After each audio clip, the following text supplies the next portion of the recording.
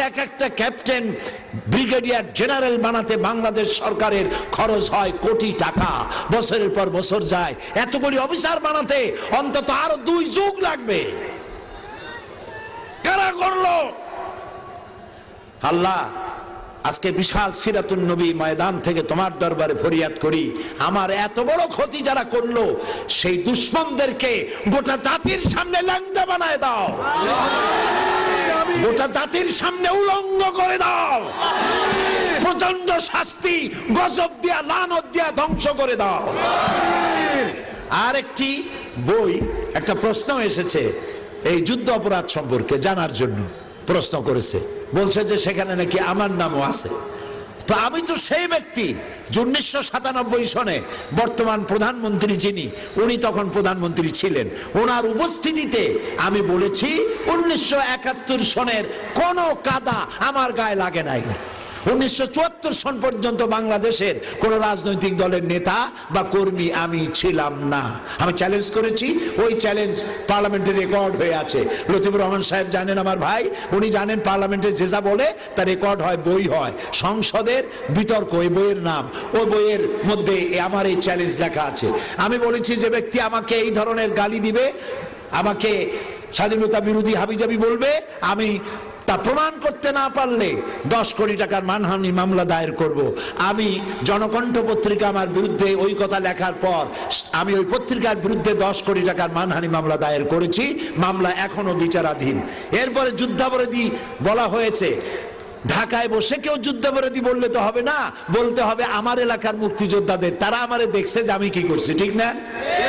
পিরোজপুরের মুক্তিযোদ্ধারা বই লিখেছে আমার ব্যাপারে, বইয়ের নাম একটি গোয়ে বলছি ও মিথ্যাচার ও সাইদি প্রসঙ্গ প্রেক্ষিত মুক্তিযুদ্ধ 1971, বাংলাদেশের পতাকা খচিত এই বইটি। আল্লামা ইকবাল বলেন, মাগরিবি কি ওয়াদিयों में गूंजी अज़ा हमारी, मगरिबी की वादियों में गूंजी अज़ा हमारी, थम था न था किसी से सैल रवा हमारा। প্রাচ্য এবং প্রতীচ্যের পাহাড়ে পর্বতে সমুদ্রের তরঙ্গমালায় ইথারে বাতাসে অক্সিজেনে সর্বত্র ছড়িয়ে পড়বে আশহাদু আন্না মুহাম্মাদার রাসূলুল্লাহ, আমার আজানের আওয়াজকে ঠকিয়ে দিতে পারে এমন ক্ষমতা পৃথিবীতে কারো নাই। সারা দুনিয়া জুড়ে আজ শান্তি কোথাও নাই, ইউরোপে নাই, আমেরিকায় নাই, কোথাও নাই। শান্তি যদি থাকে ইসলামের কাছে আছে। কোথায় আছে? সেই ইসলামকে বদনাম করার জন্য এক শ্রেণীর লোক বোমা মারামারি করে আল্লাহর আইন প্রতিষ্ঠা করতে চায়। আল্লাহ তাআলা এদের হেদায়েত করুন। বলেন আল্লাহ এদের হেদায়েত করেন। হেদায়েত যদি তাদের কপালে না জোটে, আল্লাহ যেন গজব দিয়ে এদেরকে বিদায় করে দেন। প্রিয় ভাই সব, এই পৃথিবীর ভিতরে বাংলাদেশ পৃথিবীর তৃতীয় বৃহত্তম মুসলিম দেশ। 15 কোটি মুসলমান এদেশে বাস করে, আলহামদুলিল্লাহ। বলেন না আলহামদুলিল্লাহ। আমাদের দেশের মতো সাম্প্রদায়িক সম্প্রীতির দেশ পৃথিবীতে কোথায় আছে আমি সেটার নাম শুনতে চাই। ভারতে বাবরি মসজিদ ভেঙে মন্দির বানানো হয়েছে।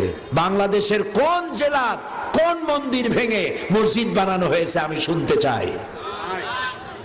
নাই। আমার দেশে পূজার মণ্ডপ আর মসজিদ পাশাপাশি হয়। আমার পিরোজপুরে শহরের কেন্দ্রীয় মসজিদের পাশেই 10 দিন পূজার মণ্ডপ বানায়া দুর্গা পূজা করে, ঢোল বাজায়, গান গায়। কোন মুসলমান বলে না মসজিদের পাশে ঢোল বাজাইতে পারবা না। আবার হিন্দুরাও এত ভদ্র, আজানের সময় ঢোল বাজায় না, নামাজের সময় ঢোল বাজায় না। রোজার পূজা একসাথে হয়েছে, ওরা রোজা ডিস্টার্ব করে নাই আর মুসলমানেরা পূজা ডিস্টার্ব করে নাই। খালি কয় ঠিক আলহামদুলিল্লাহ কইতে পারো না? এ হচ্ছে সেই দেশ যেখানে সাম্প্রদায়িক সম্প্রীতি সব থেকে সমুজ্জ্বল। বাংলাদেশ বিগত 1000 বছরের সাম্প্রদায়িক সম্প্রীতির উজ্জ্বল দৃষ্টান্ত স্থাপন করেছে, দুনিয়া কোথাও নাই। প্রিয় ভাই সব, এ হচ্ছে সেই সুন্দর দেশ। আমি বিদেশে গেলে মধ্যপ্রাচ্যে সহ বিভিন্ন জায়গায় গেলে লোকেরা বলে এত ইসলাম ইসলাম করেন, ইসলামের পূর্ণাঙ্গ আইন তো কোথাও নাই। যদি কোথাও হয় 16 আনা আইন, পরিপূর্ণ আইন তো কোথায় হবে বলে মনে হয়? আমি বলি যে আল্লাহর ইসলামের আইন যদি পরিপূর্ণভাবে কোথাও হয়, আমার বিশ্বাস তা আমার 56,000 বর্গ মাইল বাংলাদেশে সকলের আগে হবে ইনশাআল্লাহ। আমি হতাশ নই, আমি মন ভাঙা নই, আমি হতোদ্দাম নই। আমি জানি বদরের বিজয় হয়, ওহদের পরাজয় হয়, আর তারপরেই ফতে মক্কা হয়। ভয় পাওয়ার কোনো কারণ নেই।